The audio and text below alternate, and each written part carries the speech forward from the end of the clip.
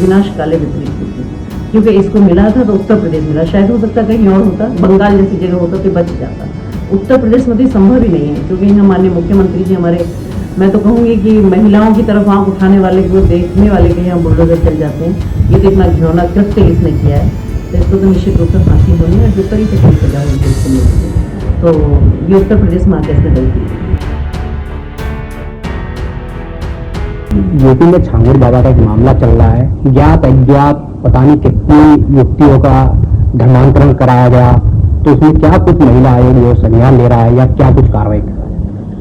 देखो, छांगुर बाबा का मामला चल नहीं रहा, खत्म होने के कगार पे है। बहुत कुछ जिसमें खत्म भी हो चुका, अभी तक चला था वो, ठीक। तो क्योंकि अब वो गिरफ्तार हो चुका है। और महिला आयोग की जहाँ तक बात है, तो मैं आपको बताऊंगी कि महिला आयोग तो महिलाओं के साथ खड़ा ही है, और इसने हमेशा कमजोर वर्ग की महिलाओं को ही टारगेट किया है, जिसमें आपको पता होगा कि इसने तो पैसे का और जो गंदा घिनौना खेल था वो भी किया हुआ था, कि जिसमें जो क्षत्रियों के, जो ब्राह्मण समाज की महिलाएं थी, बच्चियां थी, उनको ये 15-15, 16-16 लाख रुपए देता था धर्म परिवर्तन करने के, और जो थोड़ा सा दलित वर्ग की बच्चियां थी उनको ये 10-12 लाख रुपए देता था। तो मुझे लगता है इससे गंदा, इससे ज्यादा घिनौना काम कुछ हो ही नहीं सकता। तो अभी तो जेल में है, पर मैं कहती हूँ क्योंकि इसमें धर्मांतरण के मामले में उम्र कैद की सजा तो है, पर इसको 100% फांसी होनी चाहिए, क्योंकि जैसा आपको पता है इसका 500 करोड़ से भी ज्यादा का ट्रांजैक्शन है जो विदेशों से हुआ है। 40 देशों में इसके कनेक्शन मिले, तो इसका मतलब 40 देशों में तो इसके जैसे लोग हैं, 40 देशों में तो इसका नेटवर्क है। और मैं अगर आयोग की बात बताऊं तो हम भी बहुत चिंतित थे, क्योंकि जिधर की तरफ ये ज्यादा धर्मांतरण कराते हैं, तो ये हमारा थोड़ा पूर्वांचल वाला एरिया है, जब थोड़ा सा कमजोर वर्ग भी है, और थोड़ा सा वहाँ मैं कहना चाहूंगी कि थोड़ा सा शिक्षा का अभाव भी है।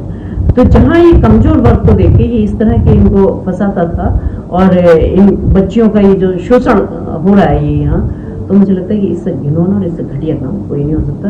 पर फिर भी मैं कहूंगी कि विनाश काले विपरीत होती, क्योंकि इसको मिला था तो उत्तर प्रदेश मिला, शायद हो सकता कहीं और होता, बंगाल जैसी जगह होता तो बच जाता। उत्तर प्रदेश में तो संभव ही नहीं है, क्योंकि यहाँ माननीय मुख्यमंत्री जी हमारे, मैं तो कहूंगी कि महिलाओं की तरफ आंख उठाने वाले को देखने वाले के यहाँ बुलडोजर चल जाते हैं। ये तो इतना घिनौना कृत्य इसने किया है, तो इसको तो निश्चित रूप से फांसी होनी है, और जो कड़ी से कड़ी सजा होगी तो इसको मिलेगी। तो ये उत्तर प्रदेश में आके इसने गलती की। एक आगरा में भी कोई मामला सामने आया है, कौन पकड़ा गया, क्या उसमें खुलासा हुआ? आगरा में भी एक और ऐसे ही जमालुद्दीन है जो पकड़ा गया। मेरे पास उसके से संबंधित भी 2-3 केस आए, जो महिलाएं थी, और वो उसका भी यही था कि महिलाओं को फंसाना, धर्मांतरण कराना, उनके साथ शारीरिक शोषण करना, उनको ब्लैकमेल करना। तो वो भी गंदा आदमी है, उसके साथ उसके भी बहुत सारे, जैसा मेरे सामने आया, उसके लगभग 50-51 केस पहले से थे उस पर। फिर बाद में जब वो पुलिस ने गिरफ्तार किया उसको, तो फिर और 12 केस उसके पास निकले। उसका काम है, कई सारी जगह हैं जो आगरा में भी हैं, जो स्कूल उसने कब्जा किए हुए हैं, पूरे जो जमीन कार ये सब। उसका मैंने सुना है कि उसका भाई भी है कोई, और वो भी उसके पाकिस्तान से वो जुड़ा हुआ है, उसका कोई बम ब्लास्ट करते हुए उसका हाथ भी चला गया था। तो ये घटिया लोग हैं ये, मतलब इनकी, मुझे नहीं पता कि इनकी मानसिकता, इनकी मंशा तो कभी देश हित में तो हो ही नहीं सकती, पर अभी तक ये बाहर था, ये बहुत बड़ी बात है। पर उत्तर प्रदेश में रह के तो बचना संभव नहीं है। तो ये भी अभी जेल में है, और अभी देखो इसका भी सब कुछ ठीक ठाक ही हो जाएगा, जो भी कुछ होगा, क्योंकि ऐसा नहीं है कि मुख्यमंत्री जी किसी को छोड़ेंगे। वो बहुत अपना उनके कठोर निर्णय, और उनका ये दृढ़ निश्चय भी है कि उत्तर प्रदेश में तो कोई अपराधी बच ही नहीं सकता। वो ये हो सकता है थोड़ा लेट हो जाए या थोड़ा ऐसे, बट बच तो नहीं सकता। तो ये भी नहीं बचेगा, मतलब बचने से मतलब कि पकड़ा तो गया ही है, पर और सारी चीजें जो भी कार्रवाई है वो सब होंगी, वो अपना पुलिस और प्रशासन करेगा जो भी। लगातार आरोप लगाता है। देखिए, मैं हमेशा से कहती हूँ कि विपक्ष को अपने आप को प्रूफ करने के लिए कि भाई हम जिंदा हैं और हम भी विपक्ष में हैं, तो कुछ ना कुछ तो बोलना ही है। बाकी तो ये विपक्ष भी जानता है कि कैसा यूपी का हाल था उनके टाइम में, कि उनके टाइम में मैं कहूँगी महिलाओं की छोड़िए, पुरुष का भी धड़बड़ नहीं था कि वो निकल जाते रोडों पे दिन में। और आज महिलाएं बेबाकी से रात को 12 बजे जा रही हैं, दिन में जा रही हैं, नौकरी कर रही हैं, पढ़ रही हैं, बिजनेस कर रही हैं, इवन किसानों तक के काम आज किसान महिलाएं हैं। ये हमारे लिए बहुत गौरव की बात है। तो इसके लिए तो मैं अगर देश की बात करूं तो देश में भी जो महिला सशक्तिकरण का इस वक्त दौर चल रहा है वो कभी पहले देखने या सुनने को नहीं मिला। तो मैं इसके लिए माननीय प्रधानमंत्री जी, और उत्तर प्रदेश की बात करूं तो माननीय मुख्यमंत्री जी का बहुत बहुत आभार व्यक्त करती हूँ सभी महिलाओं की तरफ से, कि उन्होंने जो महिलाओं के लिए सोचा है, और जो महिलाओं के लिए सुरक्षा का जो वातावरण यहाँ है इस वक्त, कहना चाहिए कि एक लक्ष्मण रेखा जैसी, कि कोई बुरी नजर से उस उत्तर प्रदेश की रेखा को भी पार नहीं कर सकता है। तो मैं इसके लिए माननीय मुख्यमंत्री जी का बहुत बहुत आभार व्यक्त करती हूँ। यूपी में छांगुर बाबा का एक मामला चल रहा है, ज्ञात अज्ञात पता नहीं कितनी युक्तियों का धर्मांतरण कराया गया, तो इसमें क्या कुछ महिला आयोग जो संज्ञान ले रहा है या क्या कुछ कार्रवाई कर रहा है? देखो, छांगुर बाबा का मामला चल नहीं रहा, खत्म होने के कगार पे है। बहुत कुछ जिसमें खत्म नहीं हो चुका, अभी तक चला था वो, ठीक। तो क्योंकि अब वो गिरफ्तार हो चुका है। और महिला आयोग की जहाँ तक बात है, तो मैं आपको बताऊंगी कि महिला आयोग तो महिलाओं के साथ खड़ा ही है, और इसने हमेशा कमजोर वर्ग की महिलाओं को ही टारगेट किया है। जिसमें आपको पता होगा कि इसने तो पैसे का और जो गंदा घिनौना खेल था वो भी किया हुआ था, कि जिसमें जो क्षत्रियों की और जो ब्राह्मण समाज की महिलाएं थी, बच्चियां थी, उनको ये 15-15, 16-16 लाख रुपए देता था धर्म परिवर्तन करने के।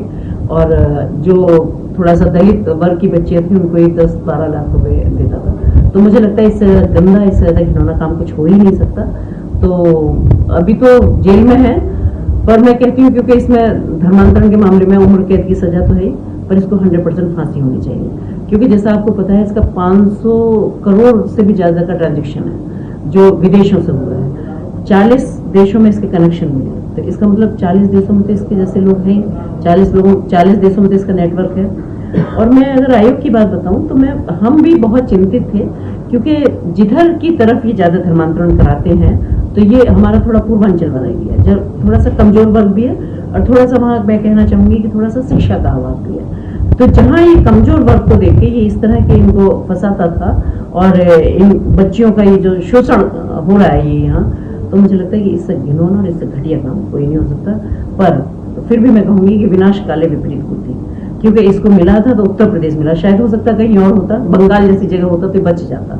उत्तर प्रदेश में तो संभव ही नहीं है, क्योंकि यहाँ माननीय मुख्यमंत्री जी हमारे, मैं तो कहूंगी कि महिलाओं की तरफ आंख उठाने वाले को देखने वाले के यहाँ बुलडोजर चल जाते हैं। ये तो इतना घिनौना कृत्य इसने किया है, तो इसको तो निश्चित रूप से फांसी होनी है, और जो कड़ी से कड़ी सजा होगी तो इसको मिलेगी। तो ये उत्तर प्रदेश में आके इसने गलती की। एक आगरा में भी कोई मामला सामने आया है, कौन पकड़ा गया, क्या उसमें खुलासा हुआ? आगरा में भी एक और ऐसे ही जमालुद्दीन है जो पकड़ा गया। मेरे पास उसके से संबंधित भी 2-3 केस आए जो महिलाएं थी, और वो उसका भी यही था कि महिलाओं को फंसाना, धर्मांतरण कराना, उनके साथ शारीरिक शोषण करना, उनको ब्लैकमेल करना। तो वो भी गंदा आदमी है। उसके साथ उसके भी बहुत सारे, जैसा मेरे सामने आया, उसके लगभग 50-51 केस पहले से थे उस पर। फिर बाद में जब वो पुलिस ने गिरफ्तार किया उसको, तो फिर और 12 केस उसके पास निकले। उसका काम है, कई सारी जगह हैं जो आगरा में भी हैं, जो स्कूल उसने कब्जा किए हुए हैं, पूरे जो जमीन कार ये सब।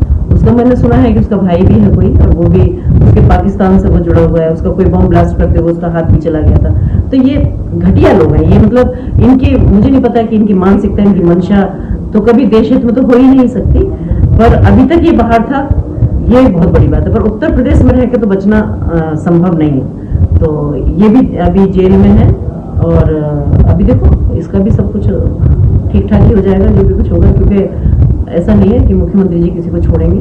वो बहुत अपना उनके कठोर निर्णय, और उनका ये दृढ़ निश्चय भी है कि उत्तर प्रदेश में तो कोई अपराधी बच ही नहीं सकता। वो ये हो सकता है थोड़ा लेट हो जाए या थोड़ा ऐसे, बट बच तो नहीं सकता। तो ये भी नहीं बचेगा, मतलब बचने से मतलब कि पकड़ा तो गया ही है, पर और सारी चीजें जो भी कार्रवाई है वो सब होंगी, वो अपना पुलिस और प्रशासन करेगा जो भी।